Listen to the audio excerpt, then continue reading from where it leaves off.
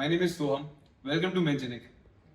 Today we have the distinct honor of hosting Colonel Pramod Khaneju. इन्हें army में सर्व किया है from 1984 to 2014 and Sir has played a vital role in major historic events. We are truly honored to have Sir today in the podcast and welcome to Mengenic, sir. How are you? Firstly, thank you very much for having me on your show. It's truly a delight to rejoin with Soham. Actually, I work in a corporate MAQ software, and Soham was with me for a couple of months before he left for greener pastures. So it's always good to reunite with your friends. And when Soham asked me to join him on his show, it was like a it's a great pleasure for me to be with him. And I truly look forward to this show and thank you very much. Thank you so much, sir. So the first question I would like to ask you is, what according to you is a man?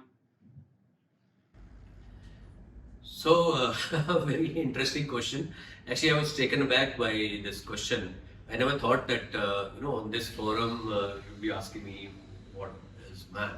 So, I presume that since I've been in the army and I have been doing kind of work that is more manly in nature. So, but I feel the definition of man is slightly different. A person who takes care of his responsibilities towards nation, towards his family, towards his peers, his friends, and all those who are less fortunate is, according to me, is a man. I want to ask you today personal questions regarding your life. So, sir, can you just tell us a bit about your past? How आपका childhood कैसा था? आपने क्या किया school? Your life before army? So, talking about personal life, my personal life was as good as yours, or as much full of, the schooling and the college was similar to what you have done, what he has done, what others have done. So there's nothing great about it. So I studied, and my dad was also in the armed forces, like he was in the Air Force. So as a result, I was shifting my base every 2 years or 3 years. So by virtue of that, I studied in Kendriya Vidyalayas because those were the only schools available at that point of time. So I kept shifting from one school to another school to yet another school. So that gave me a lot of advantage in terms of learning about diversity, learning about people, learning about culture of other states. So that was one advantage I had, which probably some of us don't have because they study in one school. So that was part of the schooling. So college, at that point of time, my dad was posted at Air Force Station Adhampur, and the nearest town close to my house was Jalandhar. So I studied, did my degree from there, and immediately after degree, like Degree in what, sir? yeah, I did my degree in commerce, Okay. commerce, and after that, like every other aspiring person of that age, where we had only three choices. One was to become an engineer, second was to become a doctor, and third was, of course, to join the armed forces. So I chose joining the armed forces for simple reason that armed forces were very glamorized at that point of time. Yes, sir. And there were a lot of activities. We keep hearing stories about how well they did while in the armed forces, or they went to battle, or they took part in 71 ops or 65 ops. So we grew up listening to those stories. So naturally, we had affinity towards armed forces. And second, we had a glimpse. Of course, the media was not as strong and popular as it is today. So we just heard stories how the kind of life they live.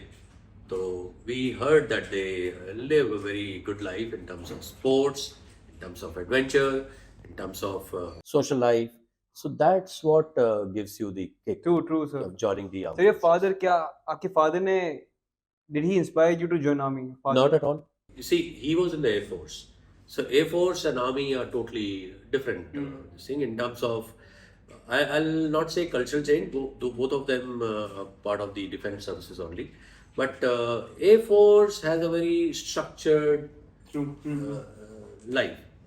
They have only one mandate, that they go out and fly and they come back and they maintain their aircrafts, and that's all. So Army has a vicissitude of role. When I say army, that one day they are helping government with the floods. Next day there's some earthquake, then army is detachment is sent over there. Third day there's some other calamity, and you find army being sent for rescuing people. So likewise, army has different role to perform. That is one. Second, we in the army feel that army has much more variety as compared to other forces. I'm not talking about interarm, like the Air Force is bad or Air Force is not good, or Navy is bad or Navy. They have a different role to perform. But army, by virtue of being on the land, have wide variety of role to play with. नहीं sir, thank you sir. Sir, what kind of content आप consume करते हो from social media like Instagram, Facebook, and what आपका take on books क्या है sir? What kind of books do you think we should read, और any recommended books that you have for us? तो Content. Content में मैं ये कहूँगा कि मैं भी आप ही के जैसा हूँ. जैसा आप कंटेंट कंज्यूम करते हैं वैसा ही कंटेंट मैं कंज्यूम करता हूँ, लेकिन धीरे धीरे समय के साथ टेस्ट 10 साल पहले, 15 साल पहले जब फेसबुक आया था तो हम सब फेसबुक पे जुड़े थे, क्योंकि पहली बार हमें पता चला कि जो खोए बिछड़े बचपन के साथी हैं उनको जोड़ा जा सकता है, उनसे जुड़ सकते हैं. हमारे स्कूल के जो फ्रेंड्स थे जो अलग हो गए थे, सडनली अब सब एक साथ आ गए, एक प्लेटफॉर्म पे आ गए. वो दूर दूर के रिश्तेदार जिनसे हमारी कभी बात नहीं होती थी, फैमिली ग्रुप में आ गए. तो वो फेसबुक का दौर था. फिर फेसबुक का दौर ख़त्म हो गया, फिर उसके बाद व्हाट्सअप आ गया. तो व्हाट्सअप में मैसेजिंग जो है बहुत आसान हो गई, बहुत ही आसान हो गई, फ्री हो गई. सडनली हमने कहा ये तो बहुत ही आसान चीज़ है, आज मैंने व्हाट्सअप पे मैसेज भेजा, वो फट से पहुंच गया, मुझे कोई पैसे भी नहीं देने पड़ रहे. जबकि एक ज़माना था मैसेजिंग के पैसे लगते थे, 1 रुपया, 2 रुपया, 3 रुपये लगते थे. तो आज व्हाट्सअप आसान हो गया. फिर उसके बाद में मीम्स आनी शुरू हो गई, वो भेजना शुरू कर दिया. वीडियोज़ आने शुरू हो गए, वो भेजना शुरू कर दिया. फिर उसके बाद में हम सब आपस में व्हाट्सअप यूनिवर्सिटी बन गए, कि जो ज्ञान मेरे को यहाँ से मिला मैंने इधर पास कर दिया, इनको ज्ञान मिला उधर पास कर दिया. तो कुछ समय तक हम भी व्हाट्सअप में रहे. लेकिन व्हाट्सअप के बाद में फिर एक और दौर आया, क्योंकि हमें हर चीज़ इंस्टेंट चाहिए लाइफ में, हर चीज़ इंस्टेंट चाहिए. कि भाई अगर अगर कोई कंटेंट मैं 3 मिनट वाला कंज्यूम कर रहा था, आज मुझे 30 सेकंड वाला चाहिए. तो फिर इंस्टाग्राम आ गया, तो इंस्टाग्राम में रील्स आ गई, शॉर्ट्स आ गए. तो ऐसा लगता है कि 30 सेकंड में मुझे एक ये देखने को मिल गया, 30 सेकंड में मैंने एक कंट्री का नज़ारे देख लिए, 30 सेकंड में मैंने समुद्र के नज़ारे देख लिए, 30 सेकंड में मैंने सनसेट देख लिया, 30 सेकंड में मैं इटली पहुंच गया, 30 सेकंड में मैं अरब पहुंच गया या कहीं बुर्ज खलीफा पहुंच गया. तो ये जब चीज़ें मेरे पास आने लग गई, तो उसमें 2 फ़ायदे हुए और 2 नुकसान हुए. फ़ायदा ये हुआ, सबसे बड़ा फ़ायदा ये हुआ कि मुझे वो जानकारी मिली जो पहले किसी के पास नहीं थी, या इतनी जल्दी मेरा माइंड प्रोसेस नहीं करता था, वो मुझे जल्दी-जल्दी जानकारी मिलने लगी. आज मैं किसी से पूछूँगा बुर्ज खलीफा क्या है, सब बता देंगे. ऐसे कैसे दिखता है, सब बता देंगे. फ़ोटो लगा के बताओ, सब बता देंगे. आप में से कितने लोग गए हैं बुर्ज खलीफा? मतलब मैं अज़्यूम करता हूँ कोई भी नहीं गया. तो इन्फॉर्मेशन जल्दी-जल्दी आ रही है. दूसरा फ़ायदा क्या हुआ? दूसरा फ़ायदा ये हुआ कि कुछ एक चीज़ें हैं जो उसमें आपको बहुत जल्दी सीखने को मिलती हैं. एग्ज़ाम्पल के तौर पर कुकिंग का कोई देखा आपने, उसने 10 सेकंड के अंदर वो दाल भी लगा दी, उसके ऊपर छौंक भी लगा दिया, उसके ऊपर सर्व भी कर दिया, फिर काट के धनिया भी डाल दिया. 10 सेकंड की रील में उसने आपको बिल्कुल पेश कर दिया कि जैसे कि भई ये तरीका है सब्ज़ी बनाने का या दाल बनाने का. इतनी जल्दी इन्फॉर्मेशन आ गई, प्रोसेस हो गई. मैं टेनिस खेलता हूँ. आज तक जो स्ट्रोक मुझे नहीं आते थे, इंस्टाग्राम में वो टेनिस के स्ट्रोक सारे आते हैं. कि भई आपने जो फ़ोरहैंड मारना है, ऐसे मारना है. भाई आपने जो सर्विस करनी है, वो ऐसे, प्रोनेशन ऐसे होनी चाहिए, सुपेशन ऐसे होनी चाहिए. वो देख-देख के मैं सीख गया. 2 तो फ़ायदे हुए. लेकिन नुकसान क्या हुआ? नुकसान भी 2 हुए, बड़े नुकसान 2 हुए. पहला नुकसान कि योर माइंड कैनॉट प्रोसेस इतनी सारी इन्फॉर्मेशन एक के बाद एक, एक के बाद एक के बाद आती है, तो माइंड नम हो जाता है. और आदमी भूल जाता है कि वो क्या कर रहा है. वो एक बार देखना शुरू करता है तो वो आधा घंटा तक वो ऐसे देखता ही रहता है. नम हो जाता है. आपकी क्रिएटिविटी खत्म हो जाती है, आपकी सोचने की शक्ति खत्म हो जाती है. आपको इतनी जल्दी-जल्दी इन्फॉर्मेशन आती है कि आप कुछ अपना कर ही नहीं सकते. आज आपके अंदर क्रिएटिव आइडियाज़ हैं कुछ, तो उसको इम्प्लीमेंट ही नहीं कर सकते, क्योंकि आपको इन्फॉर्मेशन आती जा रही है. लेकिन आज अगर मैं इधर बैठ के मेरे ऐसे मैं देख रहा हूँ मैं, तो मुझे ये डिज़ाइन बड़ा अच्छा लग रहा है. बहुत अच्छा लग रहा है कि ये ग्रे कलर की रूफ़ है, व्हाइट कलर की वॉल है, बहुत बढ़िया कॉम्बिनेशन है, आइडियल है. लेकिन वो जो लाइट लगी है ना, वो अगर एक लाइन में होती तो और ज़्यादा अच्छा लगता। क्रिएटिविटी आ रहा है मेरे अंदर, ये प्लांट बहुत अच्छा लग रहा है, लेकिन अगर 2 प्लांट होते ना, एक इधर होता है, एक इधर, बड़ी अच्छी सिमेट्री लगती, या एक इधर भी प्लांट होता। क्रिएटिविटी, वो क्रिएटिविटी आज के दौर में खत्म हो गई। याद रहे कि हमारे जो इंसान की जो आगे आने वाली तरक्की है ना, वो क्रिएटिविटी पे है, वो सोशल मीडिया ने खत्म कर दी है। दूसरा नुकसान क्या है, जिसका मैं शुरू से ही आपको गुणगान गाता रहा हूं, समय। आपका समय जो है बहुत बहुत बहुत कीमती है। एक बार समय चला गया, वापस नहीं आएगा। आज इमेजिन करिए, हमारा यूथ आज अगर इंडिया में मान लेते हैं कि सबसे यूथफुल यंग पॉपुलेशन इंडिया की है, ठीक है, मान लीजिए 20 करोड़ इस समय हमारे young boys and girls, 20 crore आज वो इंस्टाग्राम पे रील देख रहे हैं या यूट्यूब पे शॉर्ट्स देख रहे हैं। सोचिए कितने मैन आवर्स वेस्ट हो रहे हैं। किसी ने सोचा इसके बारे में? आज कम से कम नहीं तो करोड़ों घंटे हमारी देश की प्रोडक्टिविटी के खराब हो रहे हैं इस सोशल मीडिया की वजह से। तो मेरा ये मानना है कि सोशल मीडिया होना चाहिए टू एन एक्सटेंट, लेकिन उसको अपना एंटरटेनमेंट बना लेना, उसको अपना सब कुछ बना लेना, ये आपको विमुख कर रहा है प्रोग्रेस से, ग्रोथ से, नेशन की प्रोग्रेस में हिंड्रेंस है। आज किसी को भी अगर वो 12th का एग्जाम दे रहा है या कोई आगे कोई उसका टारगेट है, सबसे पहले क्या बताया जाता है, इसको फोन से दूर कर दो, आपका टेस्ट पास हो जाएगा। क्योंकि कल मेरा एग्जाम है, मैं सोचता हूँ यार थोड़ा सा देख लेता हूँ मैं, और देखना थोड़ा सा शुरू करता हूँ तो वो 2 घंटे चलता रहता है। And I am like you, मैं कोई अलग नहीं हूँ आपसे। मैं इस समय इधर बैठ के ज्ञान नहीं दे रहा हूँ आपको कि मैं नहीं करता, आप करते हो, आप खराब हो। मैं भी उतना ही दोषी हूँ जितना बाकी सब है, लेकिन मैं जान चुका हूँ ये 2 चीजें जो है ये सोशल मीडिया की हार्मफुल है। Right, good point, sir. Great point. Great point, sir. Sir I feel आजकल जो गॉड है वो कूल नहीं रहा सर। मतलब आजकल की यूथ को लगता है, जो मेरे फ्रेंड थे, कि God is not cool. Term God use करते हैं हम लोग, बट हमारे एंशिएंट हमारे स्क्रिप्चर्स में जो मेरे एंसेस्टर्स हैं, जो हमारे एंसेस्टर्स रहते हैं, all believe in God, in one universal power called as God. So what is your take on that sir? So इसमें सबका अपना अलग अलग विचार है, अलग अलग लोगों की अलग अलग मान्यता है। जिस घर में, जिस परिवार में वो पैदा होते हैं, तो वो वाली बिलीफ जो है उनमें ट्रांसफर हो जाती है। तो ये कहना कि गॉड है या नहीं है, इसके ऊपर हम काफ़ी देर तक डिबेट कर सकते हैं। लेकिन मेरा मानना है जब तक साइंस इतनी तरक्की नहीं कर लेती कि जब हम सारे रहस्यों पर जानकारी हासिल कर लेंगे, तब तक हमें ईश्वर पर विश्वास करना पड़ेगा कि ईश्वर है, कोई ऐसी शक्ति है, कोई ऐसे स्रोत है जो दुनिया को चला रही है। मानना पड़ेगा।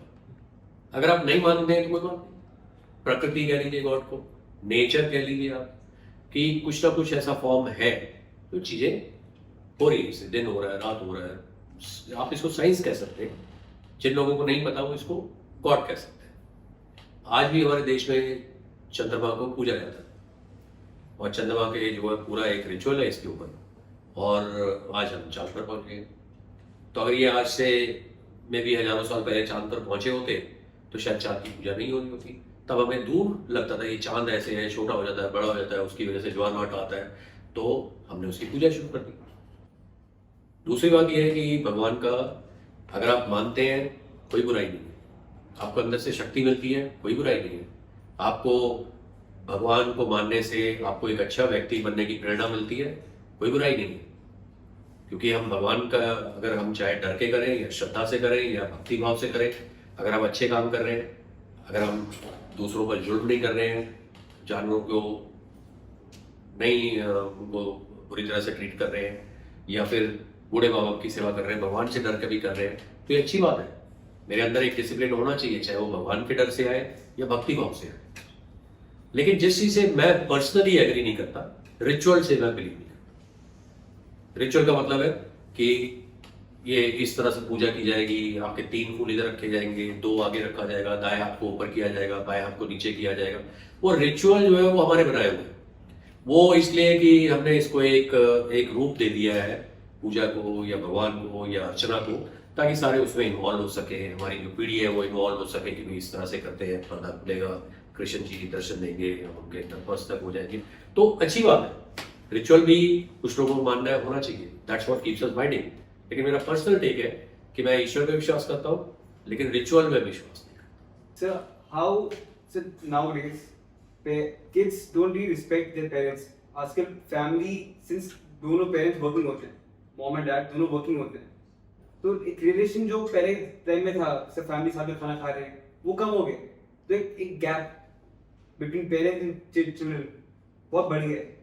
तो सर रिस्पेक्ट कम हो गई इन बिकॉज जो इन्फ्लुएंस मिल रहा है बच्चों को वो उनकी फ्रेंड से मिल रहा है, फ्रेंड भी ऐसी बातें कर रहे हैं, कंटेंट जो कंज्यूम कर रहे हैं वो भी ऐसी बातें कर रहे हैं।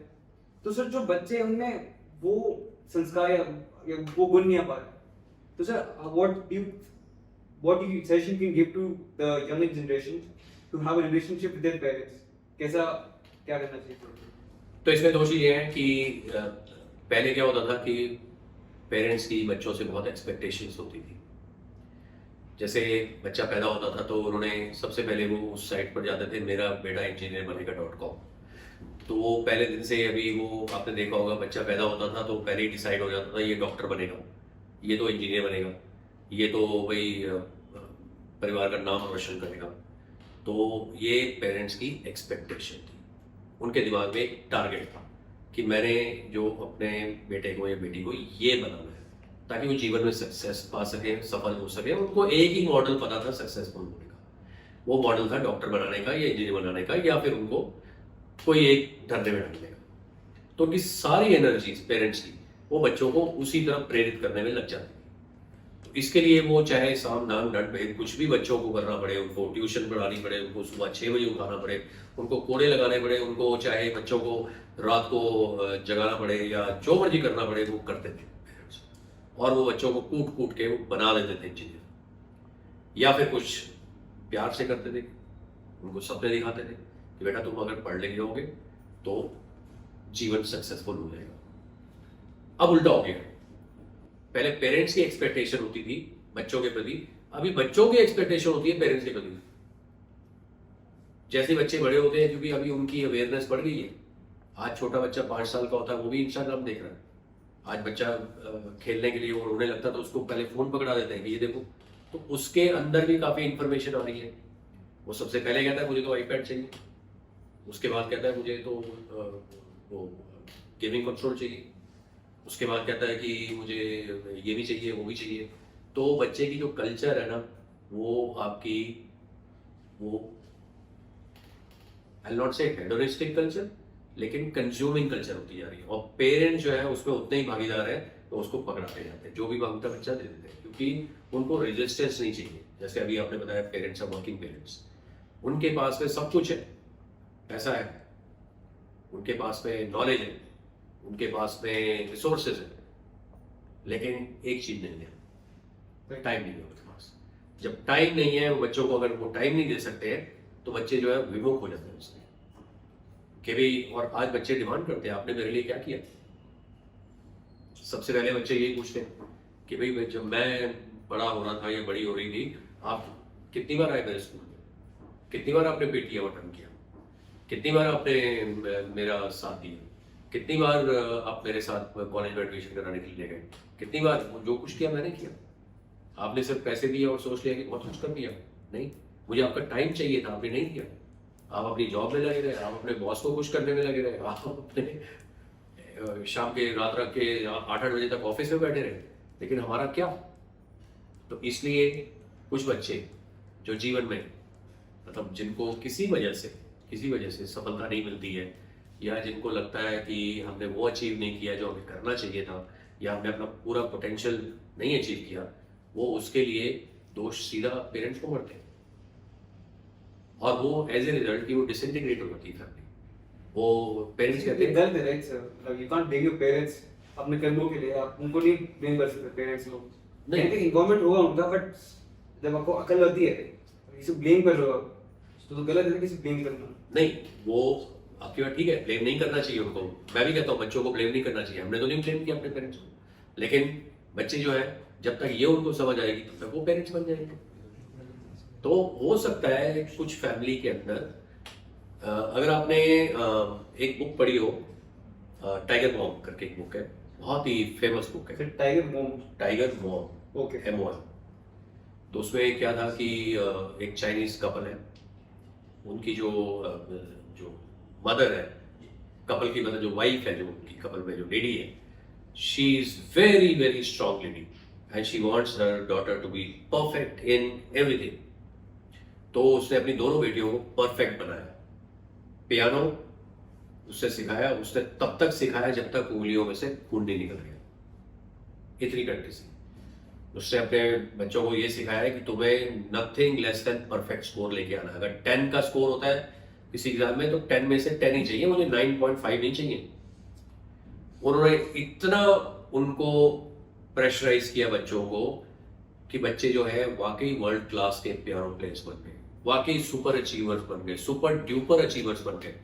लेकिन जब वो बड़े हुए, सेलिब्रिटी बन गए, सब कुछ सीख गए, उन्होंने अपने पेरेंट्स को निष्कासित कर दिया कि आपने हमें बना तो दिया जो आप चाहते थे, लेकिन आपने हमारा बचपन छीन लिया।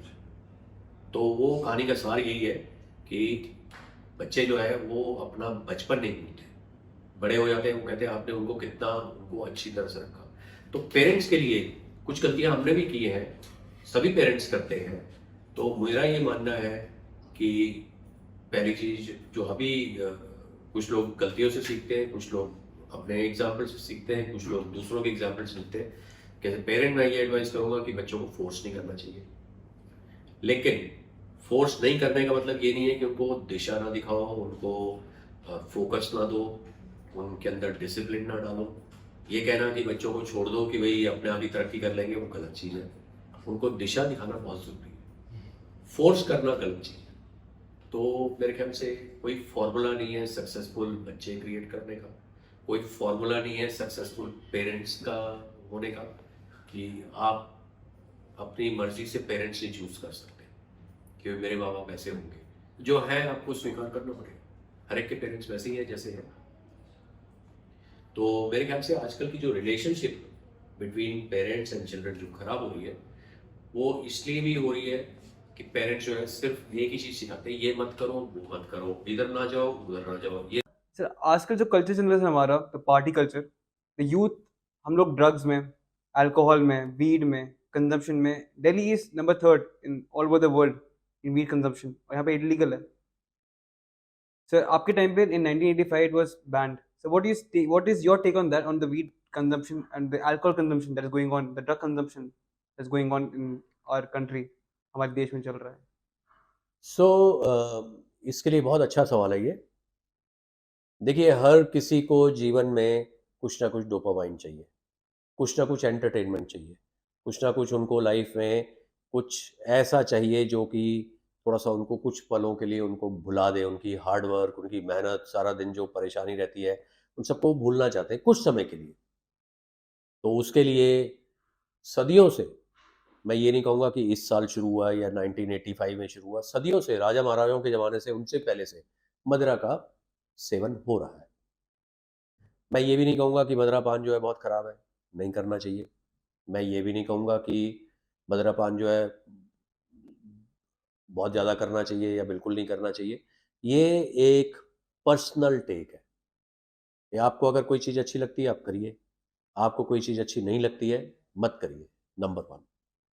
लेकिन जो शराब है, जिसे हम पॉपुलर कल्चर में ड्रिंक्स कह देते हैं, उसके नुकसान ज़्यादा हैं, फ़ायदे कम हैं।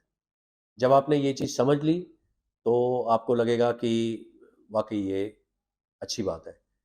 तो आपको मैं 2 बातें बताना चाहता हूँ जो बहुत ही आजकल इस्तेमाल में आ रही है। ये विचारधारा की जो शराब पीना जो है वो या ड्रिंक करना जो है वो स्टाइल में माना जाता है, कि आप अगर कर रहे हैं तो उसको आजकल की सोसाइटी में अच्छा समझा जाता है, गलत है। आज ऐसे-ऐसे लोग मैंने देखे हैं जो बहुत ही ऊँचाइयों पर हैं और जिन्होंने जीवन में बहुत कुछ हासिल किया है, वो शराब के सेवन से कोसों दूर हैं। नंबर 2, क्या ऐसा भी है जो शराब पीते हैं बहुत बुरे व्यक्ति होते हैं? नहीं। वेस्टर्न कंट्रीज में जहाँ पर बहुत ज़्यादा सर्दी पड़ती है, जहाँ पर बहुत ज़्यादा मौसम जो ऐसा रहता है कि माइनस में चला जाता है, हो सकता है कि उनको वो ड्रिंक करने से थोड़ी देर के लिए कंफर्ट मिलता हो, सो कंफर्ट ड्रिंक की तरह यूज़ करते हैं, हो सकता है।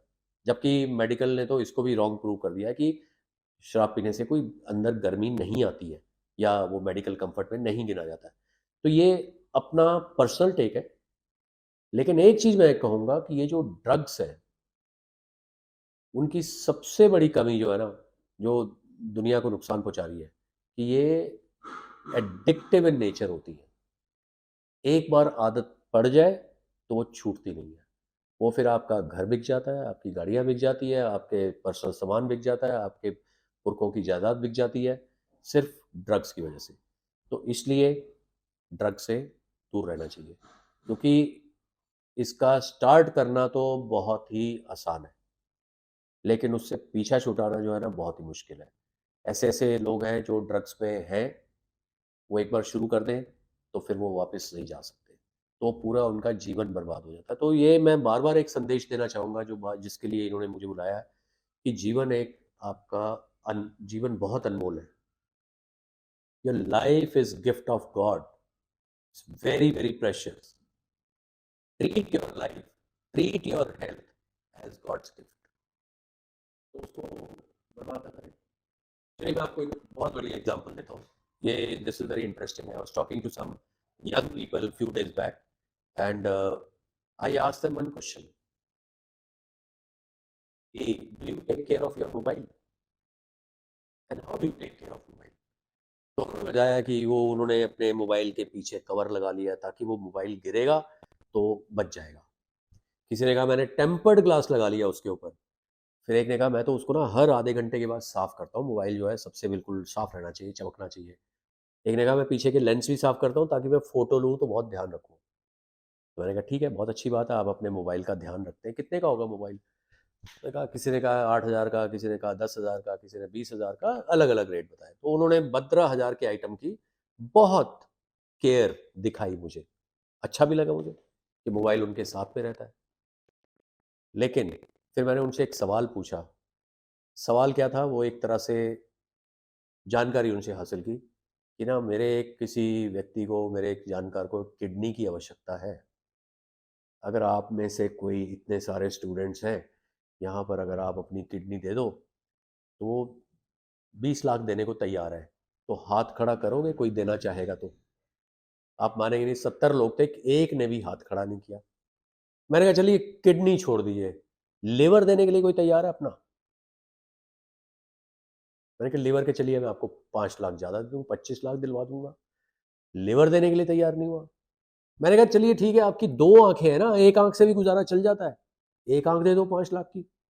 किसी को ज़रूरत है, अंधे की आँखें लग जाएँगी, एक एक आँख दे दो, दान दे दो। एक आँख देने को तैयार नहीं हुआ।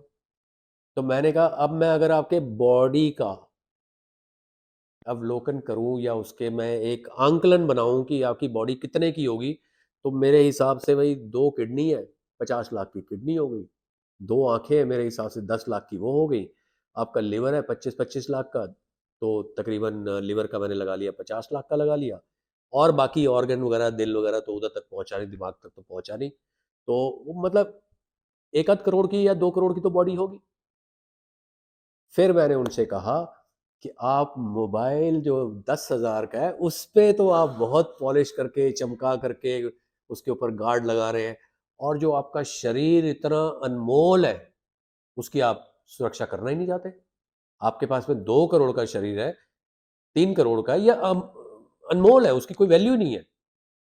भाई आपके लिए किडनी आपको कोई एनी अमाउंट दे दे, आप नहीं देंगे। Keeps you motivated even after retiring from army.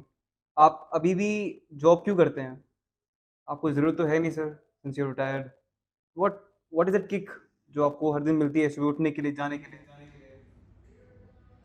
I'll reframe this question in, doing a job is not motivation, number one. Motivation is to keep yourself occupied. So, being occupied also doesn't mean that you are retired and then you are finding ways and means of keeping yourself occupied. What I mean is, keeping yourself occupied by being productive, by being useful to the society, and by engaging yourself in a manner that your energies, your wisdom, your knowledge that you have gained over the period of time, you can pass it on to the next generation. You can make this society a better place, make this place a better place. So a time comes in everyone's life when they retire.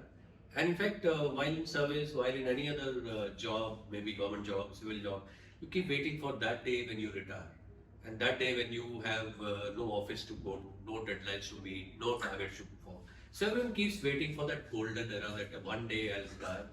I'll comfortably sit on a couch and watch TV. I'll see India Pakistan match or I'll see football match. Everyone keeps aspiring for that. So motivation to my mind is actually staying connected to the world, staying true to yourself, staying in the best of the fitness, Yeah. so that you have energy to do various chores. And motivation is by, like I said, being useful. Hmm.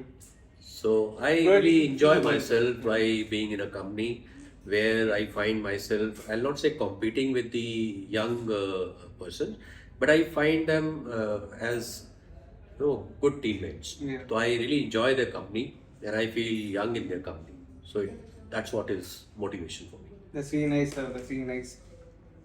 Okay. Sir आपकी life में खाना food how important is it for you as a man So that's a very interesting question and मैं कहूँगा खाना बहुत ज़रूरी है सबके लिए. खाकर ही हम जिंदा रहते हैं, खा के हमें एनर्जी मिलती है. लेकिन क्या खा रहे हैं ये बहुत इंपॉर्टेंट है. क्या नहीं खा रहे हैं ये भी बहुत इंपॉर्टेंट है. सो अभी मतलब एवरी डे आजकल व्हाट्सएप यूनिवर्सिटी में मिलेगा आपको खाने के बारे में अच्छा सुनने को नहीं मिला. आटा खाते हैं तो उसमें ग्लूटेन होता है, चावल खाते हैं तो उसमें कार्ब्स बहुत ज़्यादा होते हैं, दाल खाते हैं तो बहुत ज़्यादा प्रोटीन है, और दाल अच्छी नहीं है, उससे आपका गाउट हो जाएगा. आप अगर नॉन वेज खाते हैं तो उससे आपका गाउट आपका सेहत खराब हो सकती है, आपकी डाइजेस्टिव सिस्टम खराब हो सकता है, आपकी डाइजेशन खराब हो सकती है. तो किसी भी चीज़ में मुझे ऐसा कुछ मिला नहीं कि खाने में क्या अच्छा है. तो मेरा मानना है कि काफ़ी लोगों से संपर्क करने के बाद में, पूरी लाइफ स्पेंड करने के बाद में, तरह-तरह के भांति-भांति के खाने खाने के बाद में, तो आपको एडवाइस बहुत मिलेंगी. लेकिन उसमें सिर्फ एक ही चीज़ का ध्यान रखना है, जो भी लोकली कोई चीज़ प्रोड्यूस होती है, वो सबसे बेस्ट है. अब मैं यहाँ बैठ कर के कहूँ कि मेडिटेरेनियन खाना बहुत अच्छा है. आप हमस खाया करिए, पीटा ब्रेड के साथ खाइए, उससे सेहत बहुत अच्छी हो जाएगी. गलत है, वो हमस जो है ग्रीस के लिए ठीक है, मेडिटेरेनियन के लिए ठीक है, लेकिन इंडिया के लिए ठीक नहीं है. हमारे लिए जो है पौष्टिक आहार जो है, दाल, रोटी, सब्जी, दही, फल, इससे बढ़कर कोई आहार नहीं. आप कहेंगे कि नहीं हमारा तो वेजिटेरियन खाना है, हम तो प्रोड्यूस कर ही नहीं सकते, हम तो सेहत बना ही नहीं सकते, हम तो वेस्टर्न कंट्रीज़ के साथ कम्पीट नहीं कर सकते फिजिकल फिटनेस में. आपने देखा नीरज चोपड़ा हमारे ही बीच में से निकला है, आज वो भाला फेंक रहा है, दुनिया में कोई उसका मुकाबला नहीं कर सकता. वर्ल्ड रिकॉर्ड भी उसने बनाया, अभी वर्ल्ड चैंपियनशिप भी जीती, उससे पहले उसने ओलंपिक्स में भी गोल्ड मेडल जीता. तो वो तो पूरा शारीरिक क्षमता वाला खेल है ना. पहले कहते थे भारतीय जो है वो सिर्फ शूटिंग में अच्छे हो सकते हैं क्योंकि उसमें शारीरिक क्षमता नहीं चाहिए, या फिर चेस में बहुत अच्छे से हो सकते हैं, उसमें दिमाग का खेल है. लेकिन अभी आपने शारीरिक तौर पे भी दिखा दिया. हॉकी जो है जिसमें फिजिकल फिटनेस बहुत ज़्यादा चाहिए, वो भी हमारे ही खिलाड़ी खेलते हैं, और क्या खाते हैं, वो भी दाल रोटी सब्जी खाते हैं. तो दाल रोटी सब्जी में जो ताकत है ना, वो किसी में नहीं. हाँ, आपको बैलेंस डाइट लेना बहुत ज़रूरी है. बैलेंस डाइट का मतलब है आपका थोड़ा सा पोर्शन प्रोटीन का होना चाहिए, थोड़ा सा दाल का होना चाहिए, थोड़े से राइस होने चाहिए, और जैसे कहते हैं कि excess of everything is bad. किसी भी चीज़ को अगर ज़्यादा उसमें खाया जाए वो खराब है. तो food has played a very vital role. And यहाँ मैं एक आपको आर्मी की तारीफ करना चाहूँगा. हमारे जवान इस समय मेरे को लगता है वर्ल्ड के सबसे फिट लोगों में से एक है. आज वो पहाड़ चढ़ रहे हैं, 3 बार वो 200, 300, 400 मीटर की चढ़ाई चढ़ते हैं, खाना लेने के लिए नीचे जाते हैं, ऊपर आते हैं, पानी लेने के लिए नीचे जाते हैं, ऊपर आते हैं. वो पहाड़ी के बिल्कुल ऊपर रहते हैं, जहाँ पर एक दिया जल रहा होता है, कुछ रहने के लिए कोई व्यवस्था नहीं होती। उस दुर्गम स्थिति में रहना, फिजिकल फिटनेस जो है बहुत ऊंची होनी चाहिए। सियाचिन पे जाकर रहना, 6 महीने बर्फ के अंदर रहना, बहुत ज्यादा फिटनेस होनी चाहिए। और उनका खाना क्या है?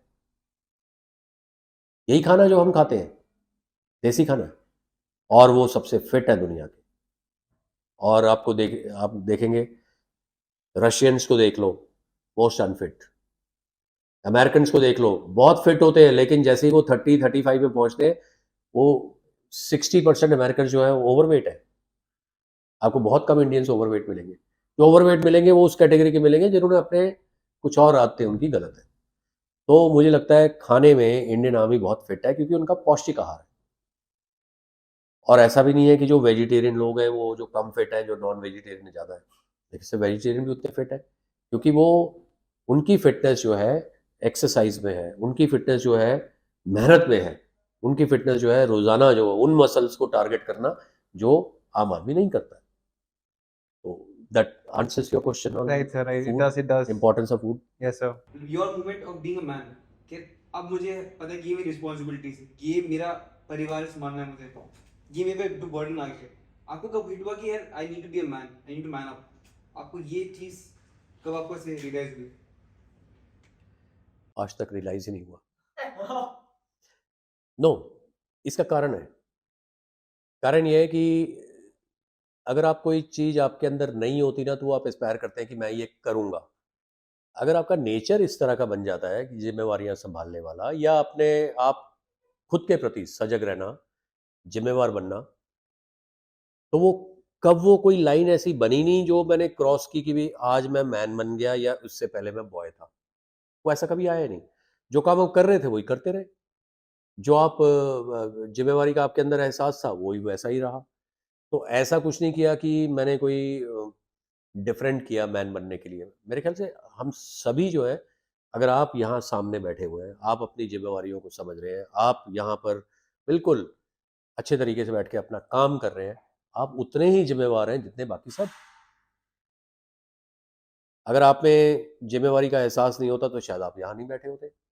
आप में अगर जिम्मेवारी का एहसास नहीं होता तो शायद आप प्रोफेशन में नहीं होते, आप कुछ टाइम पास कर रहे होते कहीं पर। तो मेरे ख्याल से ये ट्रांजिशन जो है फ्रॉम बॉय टू मैन जो है, एवरीवन एक्सपीरियंसेस। एंड उसके लिए जो श्रेय दूंगा ना मैं, वो हमारे पेरेंट्स का, हमारे टीचर का, कुछ हमारे आपके जो भी इष्ट देवता है उनका। कि रास्ते में भटकाव कई आते हैं, जीवन में कई ऐसे पड़ाव आते हैं कि आदमी जो है उसमें पड़ जाता है, गलत कुसंगत में जिसे कहते हैं पड़ जाता है। तो शायद ऐसा हम हमारी किस्मत अच्छी रही होगी कि ऐसा भटकाव नहीं आया, या आया तो शायद हम उसमें पथ भ्रमित नहीं हुए। तो जो हो गए शायद उनको लगा होगा कि ये शायद ये भी एक रास्ता है। तो मेरे ख्याल से being a man, what you were asking in the morning, is being responsible.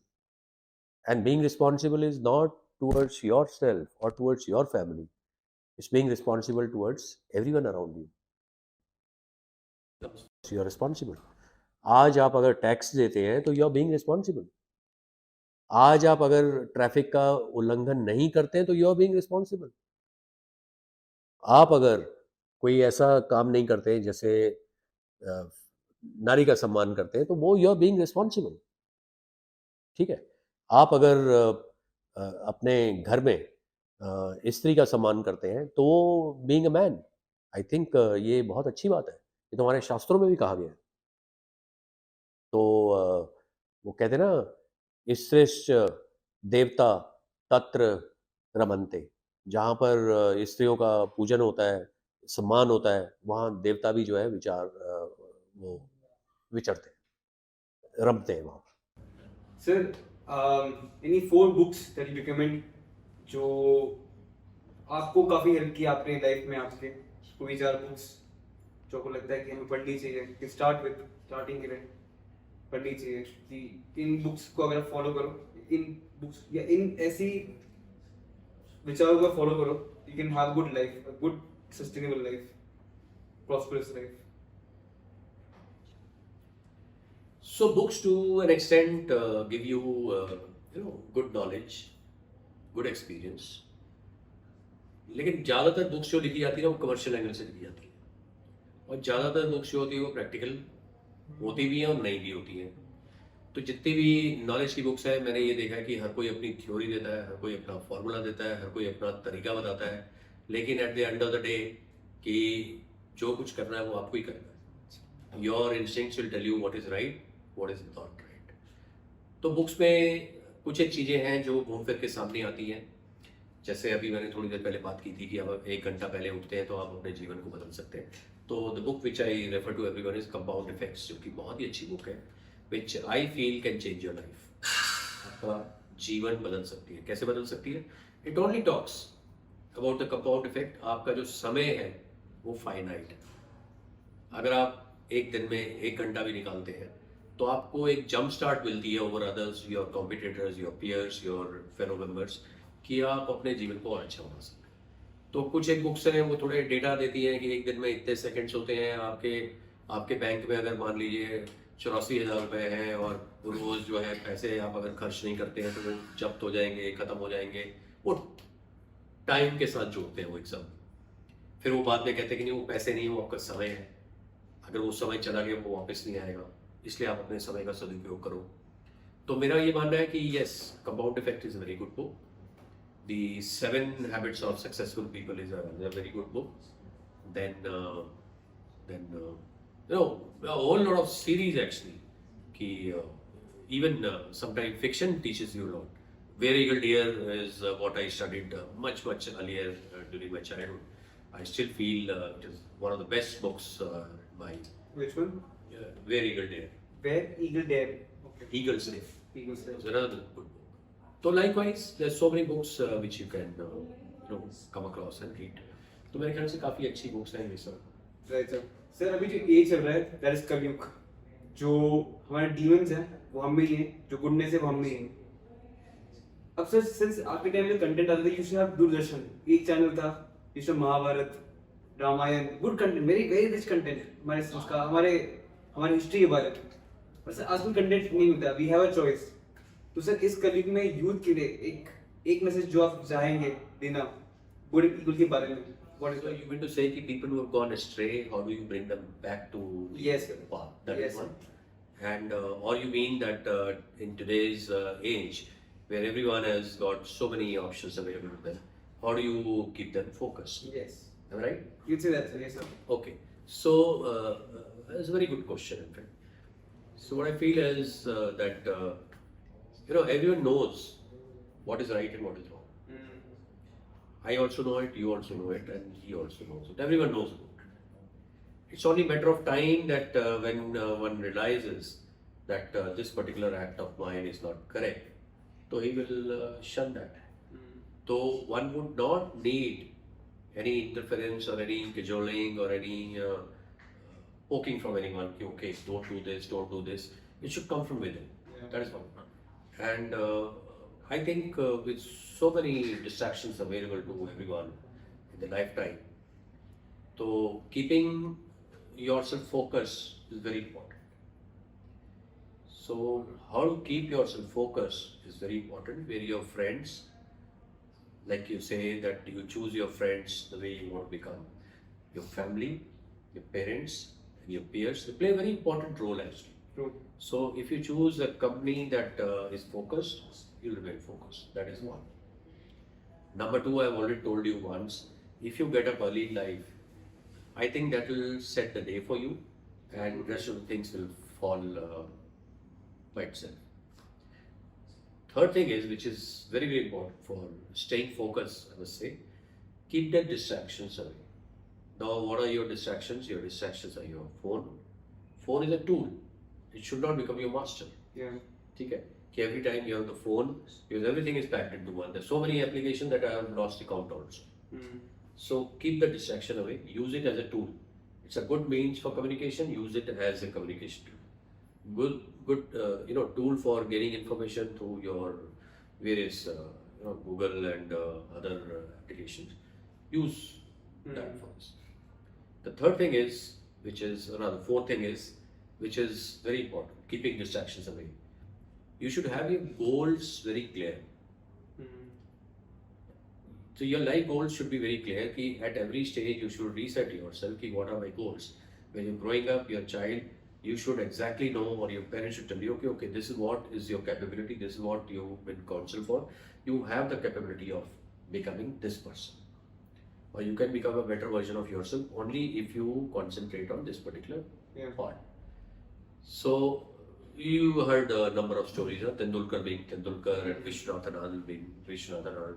So if you reverse the role, if you ask Tendulkar to become a chess player and Vishwanathan Anand to become cricketer, it would be a total fiasco. True. So how do you find that what is a focus?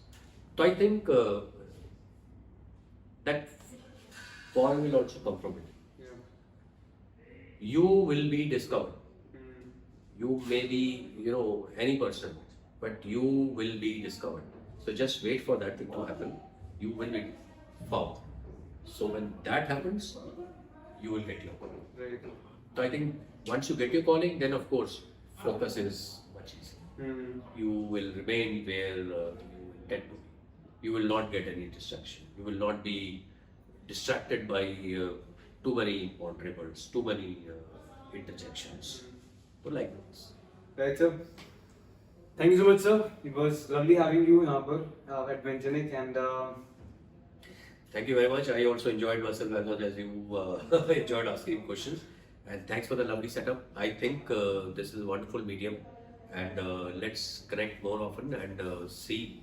I think the whole team, they're really inspired by whatever you said. I think उनको बहुत समझ आया इनको. I'm really glad.